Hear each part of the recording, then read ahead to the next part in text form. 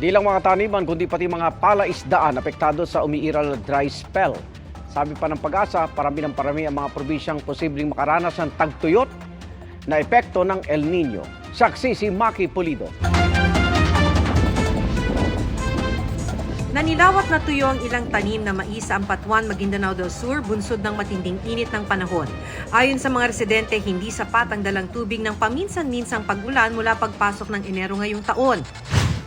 Sa Vinpar, Ilocos Norte, nalanta ang ilang tanim na kamatis, sili at munggo at mababa ang level ng tubig sa kalapit na balon. Ang ilang tanim na palay kung hindi na peste ng rice bug, hindi raw tumubo ng maayos dahil kulang ang supply ng tubig ayon sa mga magsasaka. Ginawang pakain na lang ang mga ito sa mga alagang hayop. Halos tuyong-tuyo na rin at may mga bitak sa ilang taniman ng palay sa Leganes, Iloilo. Patuloy pa rin ang pagtatanim at nagpapatupad na ng rotational water delivery schedule ang National Irrigation Administration sa Region 6. Habang sa Nueva Ecija, hindi na matamna ng mga tuyot na sakahang walang irigasyon. Ayon sa Pag-asa, strong El Nino ang mararanasan natin ngayong taon.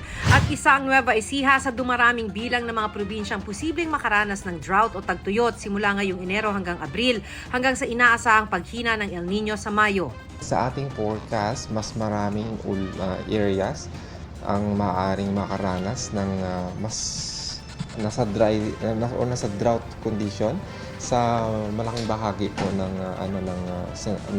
Central Luzon at Northern Luzon. 18% ng rice production ng bansa ang nagmumula sa Central Luzon. 5 to 7% nito ay mula sa Nueva Ecija. Kaya pinangangambahan ng agriculture group na Sinag ang pagbagsak ng rice production. Kahit anong import ang gawin mo, hindi bababa ang presyo because mataas ang presyo ng bigas globally.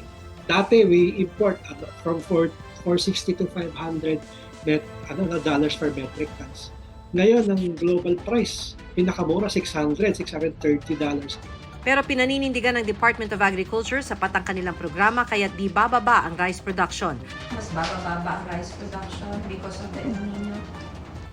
Actually, yung binigay sa amin na report ay hindi. Mas maraming hybrid ngayon ang tinanim. So umiiral ngayong dry spell, apektado maging mga palaisdaan dahil sa pagbaba ng antas ng tubig. Apektado tuloy ang mga alagang bangus sa Dagupan City. Apektado ang paglaki nila pag mababaw. Mahinang pagkain nila. Inaasahang bababa rin ang water level ng mga dam. Posibleng araw, sabi ng Pag-asa, na magbawas ng tubig na isinusupply sa mga bahay. Sinusubukan naming kunan ng pahayag ang National Water Resources Board tungkol sa paghahanda sakaling magkulang na ang tubig sa Angat Dam na pinagmumula ng tubig sa mga kabahayan sa Metro Manila at ilang karatig probinsya pero wala pa silang tugon sa gayon. Handa naman daw ang Local Water Utilities Administration na namamahala sa mga water districts sa probinsya.